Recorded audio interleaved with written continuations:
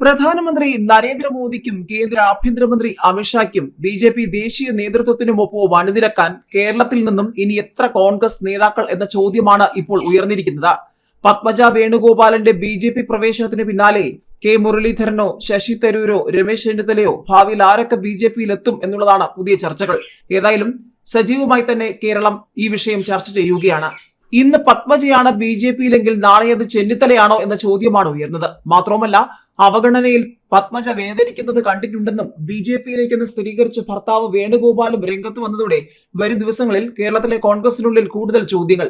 ലോക്സഭാ തെരഞ്ഞെടുപ്പ് പടിവാതിൽക്കൽ എത്തി നിൽക്കുമ്പോഴാണ് മുതിർന്ന കോൺഗ്രസ് നേതാവ് കെ കരുണാകരന്റെ മകൾ കോൺഗ്രസ് വിട്ട് ബി.ജെ.പിയിൽ എത്തുന്നത്. എന്നെയൊക്കെ ഒരുപാട് പേര് വാരിയിട്ടുണ്ട്. ഞാൻ കംപ്ലൈൻ്റ് ഒന്നും കൊടുക്കാൻ പോയിട്ടില്ല, കൊടുക്കേണ്ട ആവശ്യമില്ല. കാരണം ജനങ്ങളെ പൂർണ്ണമായിട്ടും നമ്മൾ ജനങ്ങൾക്ക് വിധേയരായാൽ ഇതൊന്നും നമ്മൾ ഏൽക്കില്ല.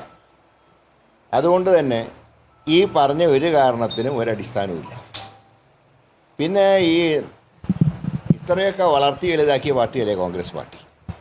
ഇപ്പോൾ എല്ലാവർക്കും അറിയാം, ഞാനൊരു ഘട്ടത്തിൽ കോൺഗ്രസ് വിട്ട് പോകേണ്ടി വന്നപ്പോൾ LDFും UDFും ഞങ്ങൾ എടുക്കാത്ത കാലത്ത് അന്ന് പോലും ഞാൻ ബി.ജെ.പി ആയിട്ട് കോംപ്രമൈസ് ചെയ്തിട്ടില്ല.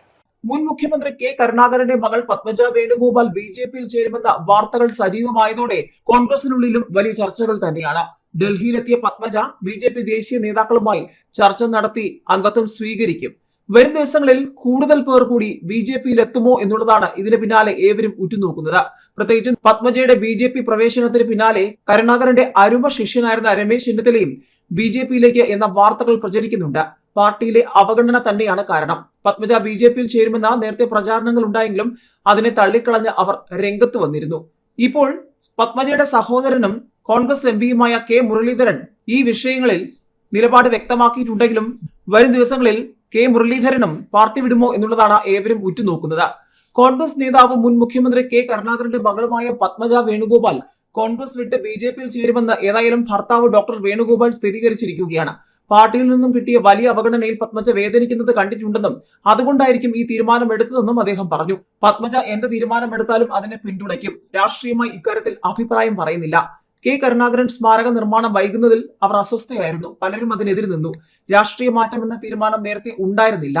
രാഷ്ട്രീയം അവസാനിപ്പിച്ച് വീട്ടിലിരിക്കാനാണ് പറയാറ്. പത്മജയുടെ മനസ്സിലും ഇത് തന്നെയായിരുന്നു. എന്നാൽ മികച്ചൊരു അവസരം വന്നപ്പോൾ ശ്രമിച്ചു നോക്കാമെന്ന് വിചാരിച്ചു. പത്മജയുടെ തീരുമാനത്തിന് എല്ലാവിധ പിന്തുണയുമുണ്ട്. ഭാര്യയുടെ വ്യക്തിപരമായ തീരുമാനങ്ങൾ എതിർക്കാറില്ലെന്നും വേണുഗോപാൽ വ്യക്തമാക്കി. ചില മണ്ഡലങ്ങളിൽ ബി.ജെ.പി. സ്ഥാനാർത്ഥികളെ പ്രഖ്യാപിച്ചിട്ടില്ലെന്നും പത്മജ സ്ഥാനാർത്ഥിയാകാൻ സാധ്യതയുണ്ടോ എന്നുമുള്ള വിഷയത്തിൽ ഒരിക്കലും തെരഞ്ഞെടുപ്പിൽ മത്സരിക്കില്ല എന്നായിരുന്നു ഡോക്ടർ വേണുഗോപാലിന്റെ പ്രതികരണം.